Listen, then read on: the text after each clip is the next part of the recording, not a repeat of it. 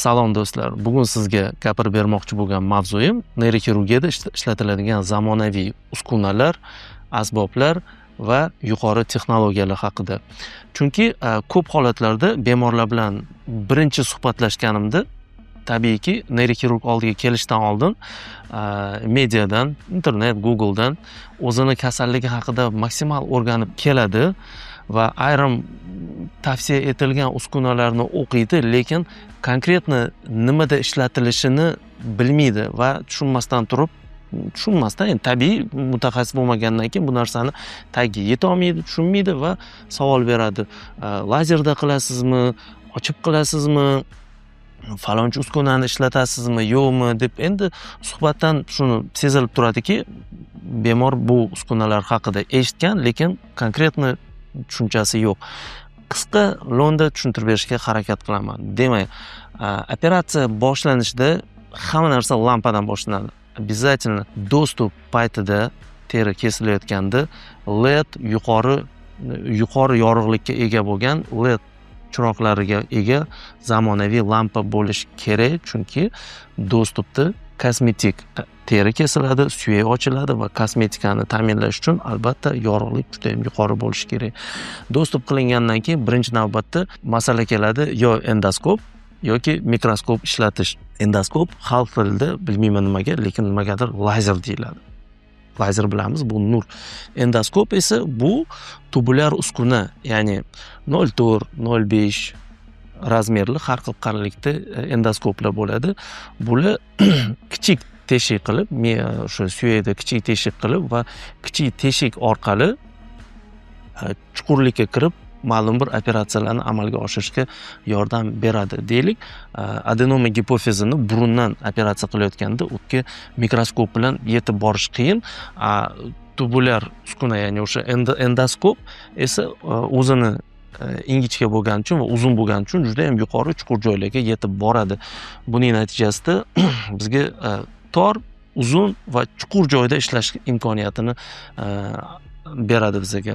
Endoskop assistensiya sifatida ishlatilishi mumkin, ya'ni endoskopda o'zi bizga vidimist, ya'ni o'sha operatsion zonani ko'rsatib beradi va yonida mikroinstrumentlar bilan, uzun mikroinstrumentlar bilan ishlashga imkoniyatini beradi va ayrim paytlar endoskopik jarrohlik degan tushuncha ham bor, ya'ni tubulyar o'sha endoskopni o'zida, o'sha lazer deya qolaylik, men tushunishingiz uchun, o'sha lazerni o'zida ichkariga kirib boramiz va o'sha endoskopni o'zidan ichidan qo'shimcha отверстиялар, ya'ni teshiklar orqali mikroinstrumentlarni kirgizamiz. Masalan, gidrotsefaliya kasalligi bor, ya'ni bosh miyada ko'p miqdorda suyuqlik yig'iladi va davolash usullaridan bittasi 3-qorincha tubini fenestratsiya qilish, ya'ni qo'shimcha yo'lak ochib berish. Bu uchun alohida instrument shart emas, ya'ni o'sha lazer bilan endoskop bilan yetib boramiz va endoskopni o'zidan teshadigan balon расширитель, ya'ni Fogarty deyiladi, o'sha Fogarty kateteri bilan qo'shimcha teshik hosil qilamiz.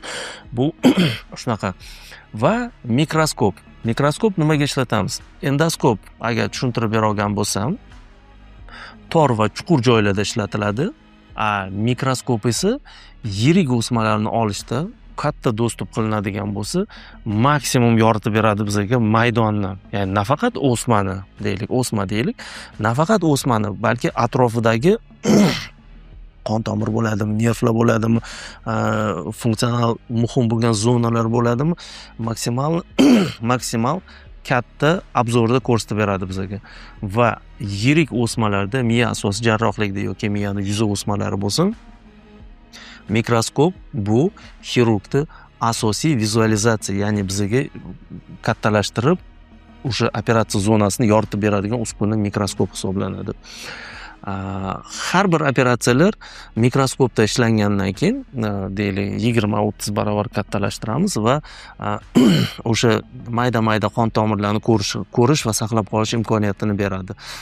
Ayrim holatlarda gibrid sifatida ishlatishimiz mumkin. Deylik, mikroskop bizga katta obzor qilib berdi zonani, lekin o'smani orqasida burchakni biz mikroskop bilan yetib ko'rib ola olmaymiz, chunki o'sma yopib turadi. O'sha paytda bizga endoskop, ya'ni lazer yordam beradi. Ya'ni lazer bilan orqasini ko'rib strukturalarni o'rganib olishimizga bizga imkon yaratishi mumkin. Nima uchun tushuntiryapman bu narsani? Chunki kelib eng keng tarqalgan savollardan bittasi boshni ochib qilasizmi yoki lazerda qilasizmi deydi. Qanchalik tushuntirishga harakat qilmay, baribir ham odamlarda shunaqa fikr tomir otib ketgan. Endoskop bilan, ya'ni lazerda qilsam kichkina kesiladi, katta ishlar qilinadi, lekin tashqarida yo'q, unaqa bo'lmagan narsa. Eng avvalambor xavfsiz olib tashlash uchun xirurgga qulay bo'lish kerak, bemorga emas. Chunki xirurgga operatsiya qilish qanchalik qulay bo'lsa, shunchalik operatsiyadan keyingi rezultat yaxshi bo'ladi. Shuning uchun agarda katta o'sma bo'ladigan bo'lsa, u mamndo teshikdan endoskop yordamida o'sha lazer orqali olish bu juda ham azob. Yumshoq o'smalar bo'ladigan bo'lsa yoki bo'lmasa oddiy atsos aspiratoriga ketadigan bo'lsa, endoskop bilan qilsa bo'ladi, lekin ko'p holatlarda o'smalar turli xil zichlikka ega bo'ladi. Ayrim qismi yumshoq, ayrim qismi qattiq va endoskop bilan kirib uni deyarli unaqa operatsiya qilishga imkoniyati yo'q. Shuning uchun mikroskop yordamida biz katta ochamiz, o'smani har tomonlama ko'ramiz. Kerakli joylarida biz endoskop ishlatishimiz mumkin. Operatsion dostуп amalga oshirishda yana bir neyroxirurgda, umuman xirurglarni kerakli uskunasi bu yuqori tezlikda aylanadigan drill. Ya'ni bu kraniotom dedi, drill deyishadi ko'p holatlarda. Bu bor mashina, ya'ni yuqori tezlikda kesuvchi uskunalar suyay to'qimasiga asosan ishlatiladi. Bu birinchidan avvallari yuqori tezlikdagi ishlatiladigan drilllar bo'lmagan paytda biz suyayni jigli arrasi deydi, uzun sim bo'ladi, o'tkazib suyayni tagidan mana kesishga to'g'ri keladi. U juda ham noqulay, operatsiyani vaqtini juda ham uzaytirib yuborardi. Hozirgi kunda biz ishlatadigan kraniotomlar suyay to'qimalarini juda ham qisqa muddat ichida bitta teshik orqali aylantirib olish imkoniyatini yaratadi bizga. Undan tashqari mayda diametrli yoki katta diametrli almaz yoki kesuvchi bor nasatkalari orqali biz miya asosiga kirganda suyay to'qimalarini o'sha suyayni yanada ochiqroq, yanada yaqqolroq bizga xirurgga ko'rinadigan ravishda dostupda, ya'ni o'sha o'smaga yetib borishning imkoniyatini yaratadigan o'sha miya asosidagi ayrim suyay strukturalarni zararsiz rezeksiya qilish, ya'ni olib tashlash imkoniyatini yaratishi mumkin. Bugungi kunda drill butun zamonaviy neyroxirurgiyada zolotoy standart, ya'ni o'sha oltin standart vazifasida ishlatiladi va qo'llaniladi. Endi to'g'ridan to'g'ri o'smani olib tashlashga keladigan bo'lsak, ultra tovushli destruktor aspirator yoki oddiy vakuum aspirator. Vakuum aspirator tushunishingiz uchun bu oddiy atsos. Ko'p joyda ishlatadigan, ko'p doktorlar, vrachlar ishlatadi, har xil yo'nalishdagi doktorlar ishlatadigan oddiy vakuum atsos, ya'ni so'rib oladigan uskuna. Vakuum atsos umuman bu monster ijazani tanlamaydi. O'sma bo'ladimi, qon tomir bo'ladimi, miyani har xil strukturasi bo'ladimi, umuman tanlab o'tirmaydi, so'rib ketaveradi hamma narsani. Ishlatadigan joyi bor. Hozir tushuntirib beraman. Bundan oldin ultra tovushli destruktor aspirator ham mavjud. Bu ultra tovushli destruktor aspirator haqida, bu avvalgi videolarim haqida ko'p tushuntirganman. Bu o'smani o'zini parchalab, atrofdagi qon tomir, nerv va muhim bo'lgan miyani zonalarini jarohatlamasdan o'smani parchalab bizga olib beradigan, xavfsiz ravishda olib beradigan uskuna hisoblanadi. Ikkalovining farqi, ikkalovining ham o'z o'rni bor. Ultra tovushli destruktor aspirator aspiratsiya qilish intensivligi, ya'ni tezligi pastroq vakuum aspiratorga nisbatan. Agarda o'sma yumshoq bo'ladigan bo'lsa, suyuqroq qismi ko'p bo'ladigan bo'lsa, vakuum aspiratorning zo'ri yo'q. Chunki siz ko'rib turibsiz, bilib turibsiz, atrofida hech qanday qo'rqadigan qon tomir strukturalar yo'q. Bemalol vakuum aspirator vaqt jihatidan bizga qisqa muddat ichida ko'p miqdorda o'smani olib tashlash imkoniyatini yaratadi. Agarda o'sma yumshoq bo'lsa yoki suyuqlik qismi ko'p bo'ladigan bo'lsa. Bu muhim juda ham. O'sma qattiq bo'ladigan bo'lsa yoki atrofida juda ham ko'p qon tomir, nervlar bo'ladigan bo'lsa, albatta bu ultratovushli destruktor aspirator. Ya'ni yuqorida aytganimdek, o'sha yuqorida o'sha qon tomir, nervlarni, muhim zonalarni saqlab qolib, o'smani o'zini parchalab olib tashlash imkoniyatini yaratadi bizga. Shuning uchun bu ultratovushli aspirator bugungi kunda zolotoy standart hisoblanadi. Qiyin joylashgan o'smalar yoki bo'lmasa miya asosiy o'smalariga atrofida nervlar, tomirlar ko'p bo'lgan qiyin joylashgan o'smalarda bu zolotoy standart hisoblanadi. Vakuum aspirator ishlatiladigan joyda ultratovush aspiratorni ham ishlatsa bo'ladi. Hech kim agar ishlatsa bu noto'g'ri ishlating deyish bu noto'g'ri. Har qanday holatda ishlataversa bo'ladi ultratovushli aspirator. Vaqt deylik, vakuum aspirator oddiy ultratovushga nisbatan tezroq ishlaydi. Chunki diametri katta bo'ladi, so'roq bo'ladigan zonani. Shunaqa, xullas, uni ham buni ham o'zini o'rni bor. Va o'smani olganimizdan keyin albatta miya, o'sha sog'lom miya to'qimasida yoki bo'lmasa o'smani atrofida qon tomirlar ko'p bo'ladi va qon ketadi. Qon ketgandan keyin qon to'xtatishda ikkita usuli bor.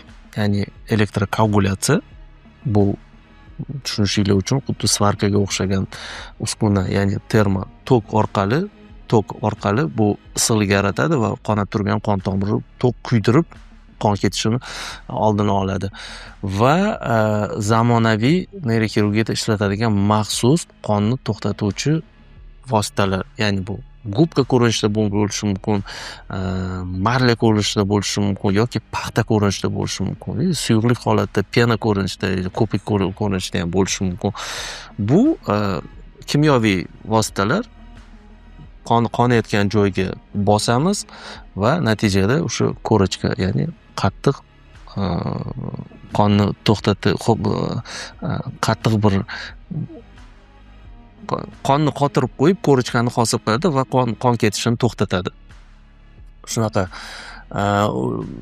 Ikkala usulni ham o'zini ishlatadigan joyi bor. Nozikroq, agarda funksional muhim zonalar bo'ladigan bo'lsa, elektrokoagulyatsiya umuman ishlatilish tavsiya etilmaydi, chunki elektrokoagulyatsiya bu xuddi aytgandek svarkaga o'xshagan narsa. Svarkani ham ko'rgansizlar, bitta nuqtani payvandlasanglar, atrofida juda ham keng qoraygan zona paydo bo'ladi, ya'ni issiqlik bo'lgandan keyin kuydiradi.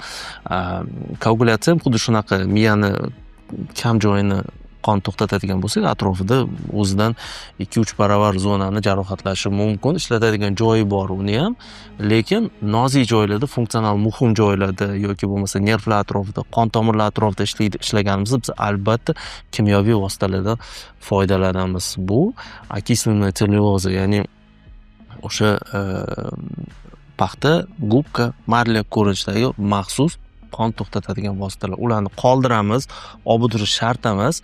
Hammasini so'riladigan moddalar ular.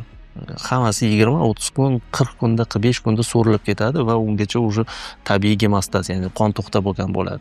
Va bu operatsiyani zararsiz amalga oshirishga imkoniyatini bizga yaratib beradi. Neyromonitoring haqida gap aytib bermadim. Neyromonitoring bor alohida. Bu bizani operatsiyamizda o'smalarni olayotganimizda bizga muhim bo'lgan zonalarni, miyada bu muhim bo'lgan zonalarni va nervlarni saqlab qolish imkoniyatini beradi. Xuddiki svetofor yoki xohlagan bir signal beradigan uskunangiz bilan solishtirsangiz bo'ladi. Xuddiki o'sha opasniy zonaga biz kirganimizda bizga qizil lampochkaga o'xshab signal keladi. Ya'ni qitiqlanyapti o'sha zona yoki ta'sirlanyapti, to'xtaydigan bizga xuddiki svetoforga o'xshab signal berib turadi va biz o'sha joyda to'xtaymiz, qaraymiz, nerv ajratamiz, xavfsizligiga ishonch komil qilgandan keyin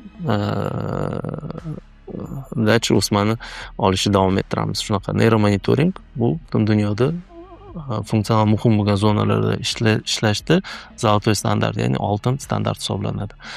Shunaqa. Bu uskunalarning hammasi bizning markazda bor, aktiv ishlatiladi. So'nggi yillarda operatsiyalardan keyin asoratlarni keskin kamayishini keskin kamayishiga zamin yaratyapti. Shunaqa.